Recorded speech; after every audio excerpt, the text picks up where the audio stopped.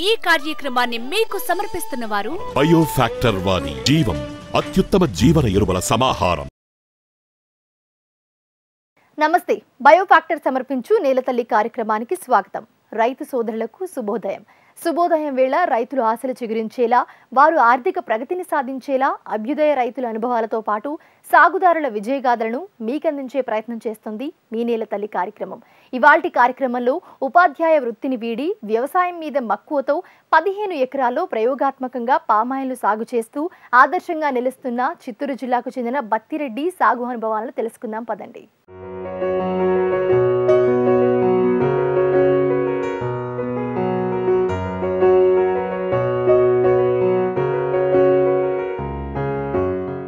ఒకసారి నాటితే 35 ఏళ్ల వరకు దిగుబడి, తక్కువ ఖర్చు, తక్కువ శ్రమతో నాణ్యమైన పంట. 75% వరకు కూలీల అవసరం ఉండదు. నాటిన 4 ఏట నుంచి దిగుబడి. పంటను అమ్ముకునేందుకు ఆపసోపాలు పడనవసరం లేదు. ప్రతి నెల స్థిరమైన ఆదాయాన్ని అందుకోవచ్చు. ఇన్ని ప్రయోజనాలు ఉన్నాయని కాబట్టే ఉపాధ్యాయ వృత్తిని వీడి సాంప్రదాయ పంటలకు భిన్నంగా ప్రయోగాత్మకంగా పామాయిల్ సాగు చేస్తున్నారు చిత్తూరు జిల్లా శ్రీకాళహస్తి మండలం టీఎంవి కండ్రిక గ్రామానికి చెందిన రైతు బత్తిరెడ్డి. తండ్రి నుంచి సంక్రమించిన కొంత పొలంతో పాటు తాను కొనుగోలు చేసిన 15 ఎకరాల పొలంలో పూర్తి స్థాయిలో పామాయిల్ పండిస్తున్నారు. తోటి రైతులకు ఆదర్శంగా నిలుస్తున్నారు.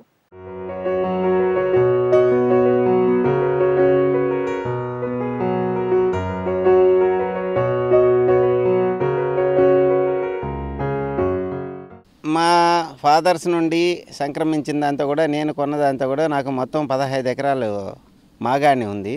ఈ మాగాణిలో నేను అన్ని రకాల సాంప్రదాయ పంటలు వేస్తూ వస్తున్నాను. ఎంఎస్సి కంప్లీట్ చేసి లెక్చరర్గా నెల్లూరు జిల్లా విఆర్ కాలేజీలో పనిచేస్తున్నాను. మా నాన్న గారికి నేను ఒక్కడే అయినందువల్ల ఆయన కోరిక మేరకు ఆ ఉద్యోగాన్ని వదులుకునేసి, ప్లస్ నాకు వ్యవసాయం మీద మక్కువ మొదటి నుండి కూడా ఉండింది. ఆ నేపథ్యంలో నేను ఉద్యోగాన్ని వదులుకునేసి వ్యవసాయానికి చేయాలనే ఉద్దేశంతో వచ్చేసాను. ఈ 15 ఎకరాల నేలలో మామూలుగా మా ఫాదర్స్ నుండి వస్తున్నట్టుగా సాంప్రదాయ పంటలైన వరి, ఇట్లా చెరకు, వేరుశనగ ఇట్లా పంటలు వేసుకుంటున్నాను.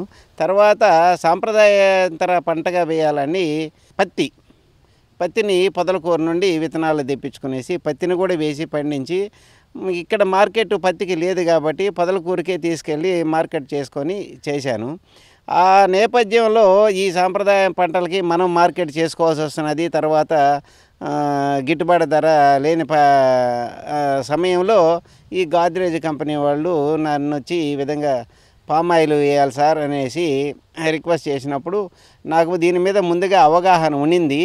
తర్వాత ఇట్లా పంట వేయాలనే ఉద్దేశం కూడా ముందుగా ఉండింది కాబట్టి వాళ్ళు చెప్పిన తడవగానే ఈ 15 ఎకరాల్లో మొదటగా 7 ఎకరాలు పెట్టి, తర్వాత 8 ఎకరాలు కూడా వేరే తోటలు, జామ, యాపిల్ వేరే తోటలు ఉంటే వాటిని కూడా తీసేసి, అంటే మార్కెటింగ్ కష్టంగా ఉన్నాయి కాబట్టి ఈ 8 ఎకరాలు కూడా పెట్టేసి 15 ఎకరాలు పెట్టేశాను. ఈ 15 ఎకరాలు ఎందుకు పెట్టినానంటే దీంట్లో ముఖ్యంగా మనకి లేబర్ ప్రాబ్లం చాలా తగ్గుతుంది. లేబర్ ప్రాబ్లం ఎట్లా తగ్గుతుందంటే దున్నకాలు దీంట్లో చేయకూడదు, వేరు వ్యవస్థ పైనే ఉంటుంది కాబట్టి దున్నకం చేయకూడదని చెప్పారు. నాకు కూడా అవగాహన ఉండింది. దాంతో మనకి ఈ ట్రాక్టర్కి కానీ వీళ్ళతో పని తగ్గుతుంది. తర్వాత లేబర్తో ముఖ్యంగా పని ఫస్ట్లో ఎందుకు తక్కువ ఉంటుంది, ఒక 4 ఏళ్ళ వరకు దీంతో లేబర్ ప్రాబ్లం ఏమీ ఉండదు. మనం తర్వాత నీటి తడుల్ని మెయింటైన్ చేసేటప్పుడు దీనికి మనం మైక్రో ఇరిగేషన్లో లాగా ఈ డ్రిప్ ఇరిగేషన్ పెట్టుకునేసి ఎప్పుడు తేమని మెయింటైన్ చేసేట్టుగా తోటలో చెట్టు చుట్టూరు, అంటే చెట్టు యొక్క ఆకులు వెడల్పు ఎంత ఉందో అంత దూరము చెంబగానే మనము ముఖ్యంగా ఎండాకాలం అంటే జనవరి నుండి తొలకర్లు వచ్చే వరకు మెయింటైన్ చేయగలిగితే దీంట్లో మంచి దిగుబడి తీసుకోవడానికి ఆస్కారం ఉంది. మొదట్లో నేను ఈ పంటను పెట్టినప్పుడు ఇక్కడ వ్యవసాయ అధికారులు కూడా ఇక్కడ ఈ వాతావరణానికి రాదు అని కొంచెం డిస్కరేజింగ్గా మాట్లాడినారు. కానీ నేను దీన్ని లిటరేచర్ అవి తెప్పించుకున్న తర్వాత దీని మీద దిగుబడి మీద వాతావరణం ఎటువంటి ప్రభావం పనిచేయదు. దీనికి రైతులు ముఖ్యంగా ఎండాకాలం తడులు మెయింటైన్ చేసుకుంటూ ఫీడింగ్ అంటే ఎరువులు యాజమాన్యానికి బాగా పాటిస్తే మినిమము 10 టన్నులు వచ్చేదానికి ఆస్కారం ఉంటుంది. గతంలో వరి, వేరుశనగ, చెరుకు, పత్తి వంటి పంటలను సాగు చేశారు బత్తిరెడ్డి. అయితే ఈ పంటలను స్వయంగా మార్కెట్ చేసుకోవాల్సి రావడం వల్ల అనేక ఇబ్బందులు ఎదుర్కొన్నారని రైతు చెప్తున్నారు. అన్ని కష్టాలను ఎదుర్కొని పంటను అమ్ముకున్నా గిట్టుబాటు ధర రాక నష్టాలు ఎదురయ్యాయని తెలిపారు. ఈ క్రమంలో సాంప్రదాయేతర పంటలను సాగు చేయాలనే నిర్ణయానికి వచ్చారు. పామాయిల్ సాగు చేసుకుంటే మార్కెట్ సమస్య ఉండదని, కంపెనీలే ఒప్పందం చేసుకుని పంటను కొనుగోలు చేస్తాయంటున్నారు బత్తిరెడ్డి. ప్రభుత్వం సైతం రాయితీలు అందిస్తుందని తెలిపారు. తనతో పాటు 4 మండలాల్లో 70 ఎకరాల్లో పామాయిల్ సాగులో ఉందన్నారు. ఆ వివరాలు ఇప్పుడు మీకోసం. ఒక సంవత్సరం ఈ inter crop subsidy, fertilizer input subsidy అని ఒక సంవత్సరం వచ్చింది. ఇప్పుడు ఈ గవర్నమెంటు 2 సంవత్సరాలైనా కానీ ఇంతవరకు సబ్సిడీని విడుదల చేయలే. మరి ఈ సబ్సిడీ సెంట్రల్ గవర్నమెంట్ నుండి వస్తుంది, నేషనల్ పామ్ ఆయిల్ బోర్డు నుండి వస్తూ ఉంది, స్టేట్ గవర్నమెంట్కి వస్తుంది. స్టేట్ గవర్నమెంట్ పోర్షన్ ఇచ్చి ఆ సెంట్రల్ గవర్నమెంట్ పోర్షన్తో కూడా రిలీజ్ చేయాల్సిన అవసరం ఉంది. కానీ ఇంతవరకు సబ్సిడీని రిలీజ్ చేయలే. దీనివల్ల రైతులు బాగా నష్టపోతున్నారు. మొదట్లో చెట్టుకి 90 రూపాయల లెక్కన సబ్సిడీ ఇచ్చి చెట్లు ప్లాంటేషన్ అయితే చేయించినారు. ఒక్క సంవత్సరం ఇంటర్ క్రాప్ సబ్సిడీ వాటి ఇచ్చారు. ఈ 3 సంవత్సరాలుగా ఇప్పుడు దరిదాపుగా 4 ఏళ్ళు అయిపోతున్నది. 4వ సంవత్సరం నుండి పంట స్టార్ట్ అవుతుంది కాబట్టి ఈ 4 ఏళ్ళ వరకు రైతుకు ఆదాయం రాదనే ఉద్దేశంతో గవర్నమెంటు ఇంటర్ క్రాప్ సబ్సిడీని ప్రవేశపెట్టింది. ఈ 4వ సంవత్సరం నుండి నెల నెల మనకి ఆదాయం వచ్చేదానికి స్కోప్ కూడా ఉంటుంది. ఎందుకంటే ప్రతి నెల కటింగ్ చేయాలా, ప్లస్ మనకి కంపెనీ వాళ్ళు హార్టికల్చర్ గవర్నమెంట్ ద్వారా హార్టికల్చర్ డిపార్ట్మెంట్కి టైఅప్ అయి ఉన్నారు. అంటే మనం ఏదైతే పండిస్తామో దాన్ని కంపెనీ వాళ్ళు విధిగా తీసుకెళ్ళి గవర్నమెంట్ నిర్ణయించిన రేటుకి మనకి చెల్లింపులు చేయాల్సిన అవసరం ఉంటుంది. మొదటగా ఫస్ట్లో నేను వేసినప్పుడు టన్ను ధర 7,700గా ఉండింది. అది ఇప్పుడు 18,500గా ఉంది. తర్వాత ఈ ఒక దశలో ఈ టన్ను ధర 21,000 కూడా పోయిన పరిస్థితి ఉంది. అంటే పామాయిల్కి డిమాండ్ బాగుంది. ఎట్లా బాగుందంటే దీంట్లో 2 రకాల ఆయిల్స్ వస్తాయి. పామాయిల్ అనేది మామూలుగా ప్రజల అవగాహన ఏంటంటే మనం వంట నూనెగా మాత్రమే వాడుకుంటాము అని అనేసి. దీంట్లో వంట నూనెకి వచ్చేది ఒక రకం వస్తుంది, పైన పల్పులో ఇంచి తీస్తారు. తర్వాత లోపల కెర్నల్ అని ఉంటుంది, మనకి టెంకాయ లాగా అదే ఆకారంలో ఉంటుంది. దాంట్లో ఇంచే తీసేదాన్ని కాస్మెటిక్స్కి ఉపయోగిస్తారు. కెర్నల్ పామ్ ఆయిల్ అంటారు దాన్ని. కాస్మెటిక్స్లో నీకు తర్వాత బయోడీజిల్ కూడా ఉపయోగిస్తారు. అందువల్ల ప్రపంచం మొత్తం మీద పామ్ ఆయిల్కి అంత డిమాండ్ ఉండడానికి కారణం. కేవలం వంట నూనెకే అయితే అంత ధర రాదు. తర్వాత ధరలు పడిపోయేదానికి వంట నూనెలకి మాత్రమే వాడితే ధరలు ఫ్లక్చువేషన్ ఎక్కువ ఉండేదానికి కూడా ఆస్కారం ఉంటుంది.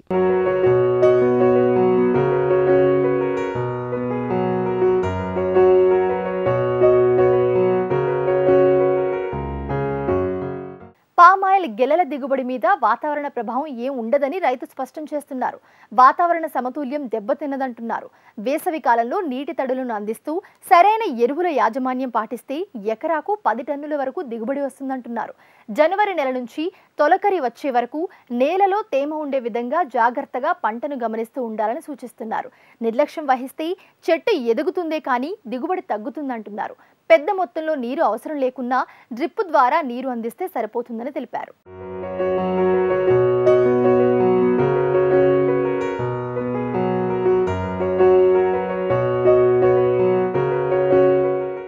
మనం ఈ మామిడి ఇట్లా వాటికి మామిడికి ఒక 2-3 ఏళ్ళుగా నాకు తెలిసి రైతులు మార్కెట్ లేకుండా చాలా ఇబ్బంది పడుతున్నారు.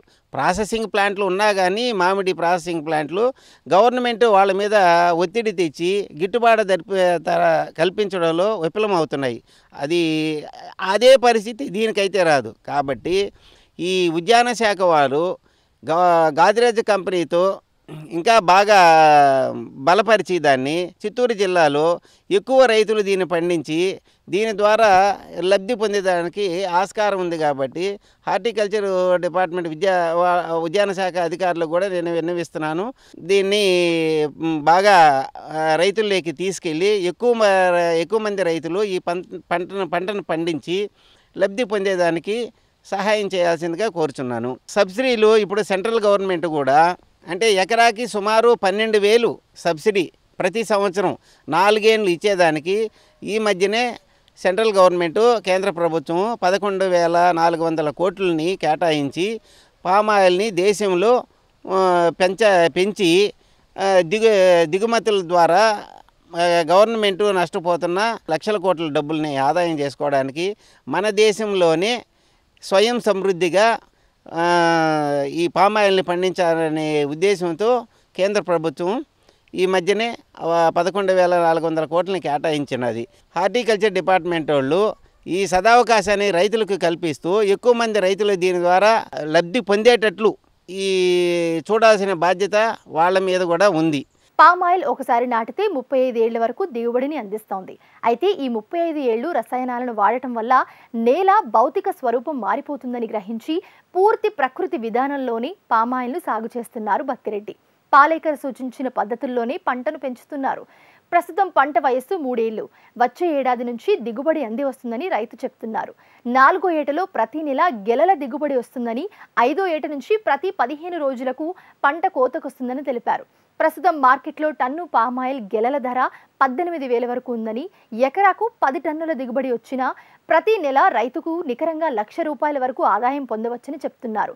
ఉద్యాన పంటల్లో ఆదాయపరంగా మేలైన పంటల పామాయిల్ అని రైతు చెప్తున్నారు.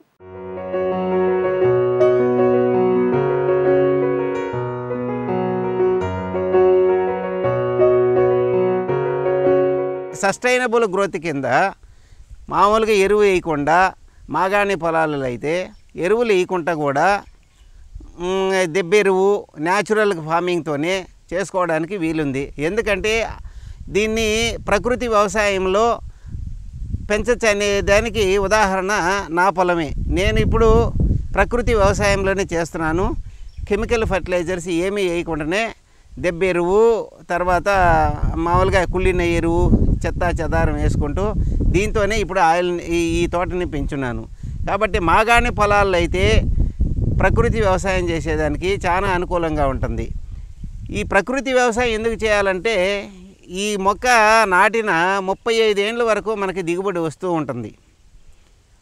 ఈ 35 ఏళ్ళు మనం ఈ కెమికల్ ఫర్టిలైజర్స్ వేసుకుంటూ పోయినామంటే నేల పాడైపోయేదానికి ఆ క్రమేణా నేల స్వభావం మారిపోయేదానికి ఆస్కారం ఉంటుంది. కాబట్టి మనం ప్రకృతి వ్యవసాయం చేసుకోవడానికి మేలుగా ఉంటుంది. అంటే మన నేలను కాపాడుకుంటూ తర్వాత నేల పొల్యూషను ఇవన్నీ లేకుండా చేసుకోవడానికి ఆస్కారం ఉంటుంది.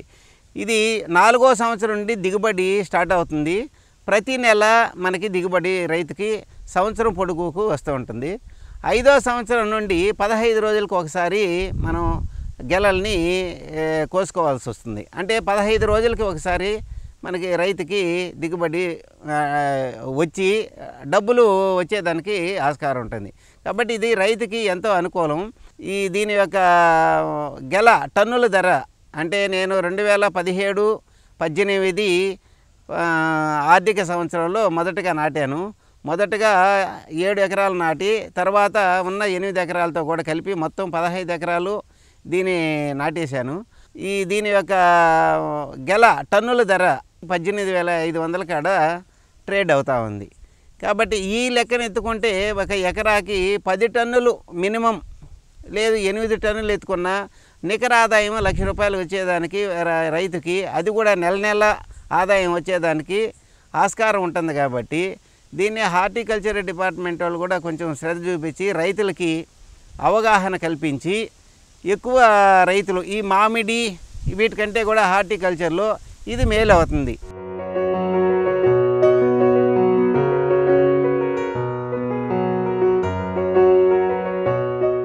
ఇప్పుడు కొంతమంది ఈ పామాయిల్ మీద బ్యాడ్గా ప్రాపగండ చేస్తున్నారు. దీనివల్ల మామూలుగా వాతావరణ సమతుల్యం దెబ్బతింటుంది, తర్వాత పామాయిల్ని వాడకూడదు అని.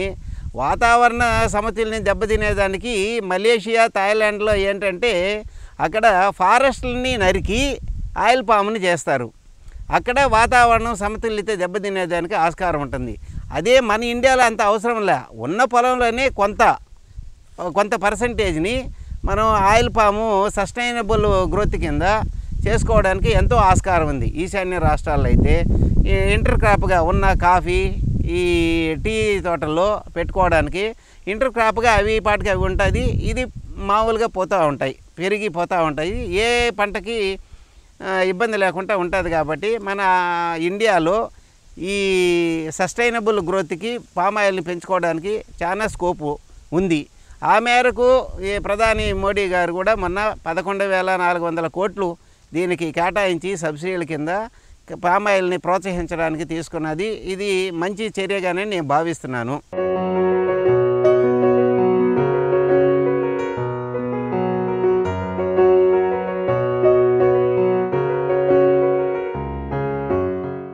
పామాయిల్ తోటలకు ప్రభుత్వం రాయితీలను అందిస్తోంది. మొక్కకు 90 రూపాయల చొప్పున సబ్సిడీ ఇస్తోంది. ఎకరకు 57 చెట్లు పెట్టినప్పుడు 1000 రూపాయలు రైతు పెట్టుకుంటే మిగతాది ప్రభుత్వం సబ్సిడీ ఇస్తోంది. కోత రావటానికి 4 సంవత్సరాలు సమయం పడుతుంది. కాబట్టి ఆ 4 ఏళ్లు అంతర పంటల సాగుకు, ఎరువులకు కేంద్ర ప్రభుత్వం రాయితీలు ఇస్తుందని రైతు చెప్తున్నారు. ఆ వివరాలు ఇప్పుడు చూద్దాం.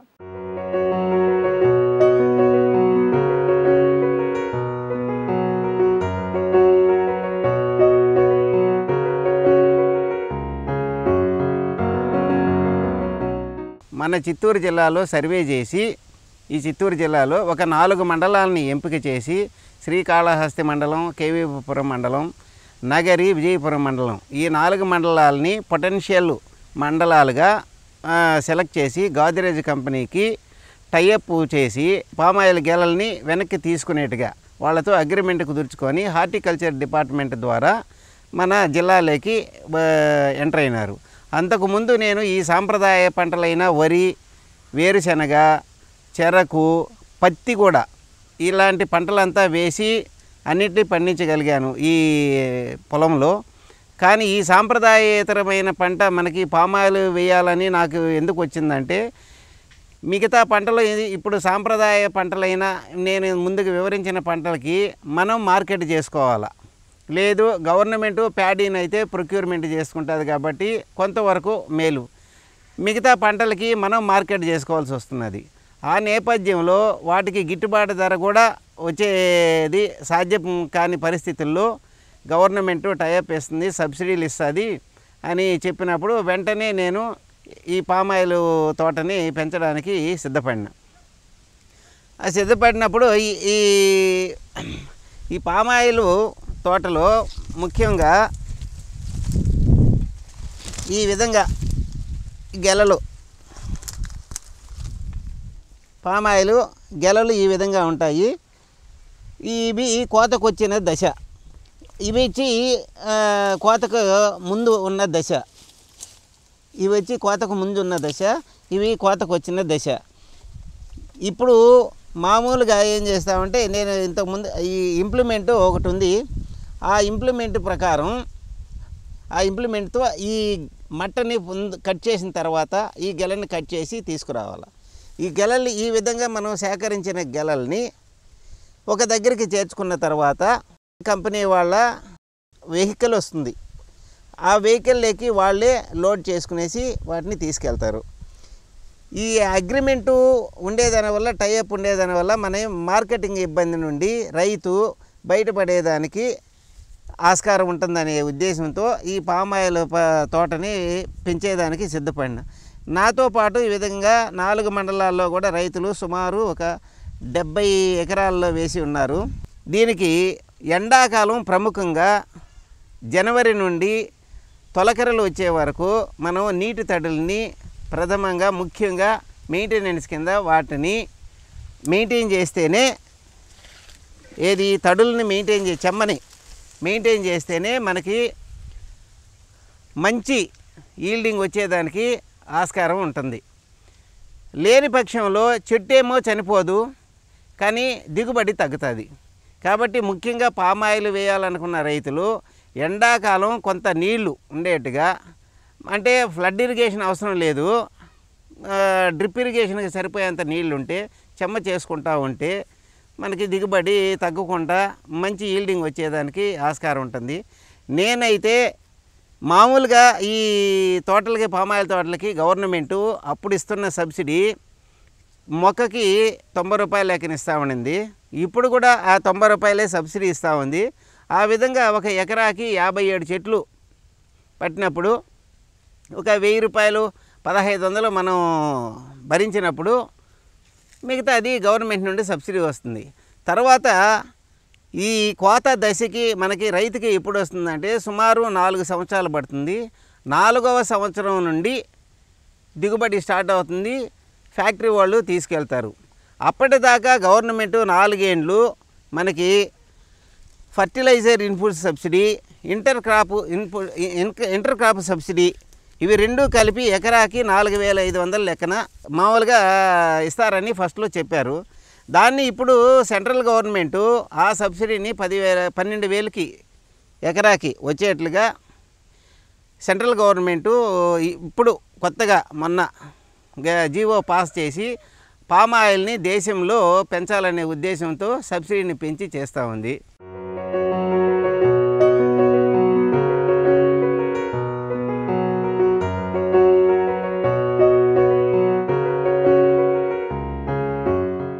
మరి ఈ రోజు ప్రసారమైన కార్యక్రమంతో పాటు సాగుదారులకు ఉపయోగపడే సేద్య సమాచారం, అభ్యుదయ రైతుల అనుభవాల కోసం హెచ్ఎంటీవీ అగ్రి యూట్యూబ్ ఛానల్ని సబ్స్క్రైబ్ చేసుకోండి. ఇది వాటి బయోఫ్యాక్టర్ సమర్పించు నేలతల్లి కార్యక్రమం. నమస్తే. ఈ కార్యక్రమాన్ని మీకు సమర్పించిన వారు బయోఫ్యాక్టర్ వారి జీవం అత్యుత్తమ జీవన ఎరువుల సమాహారం.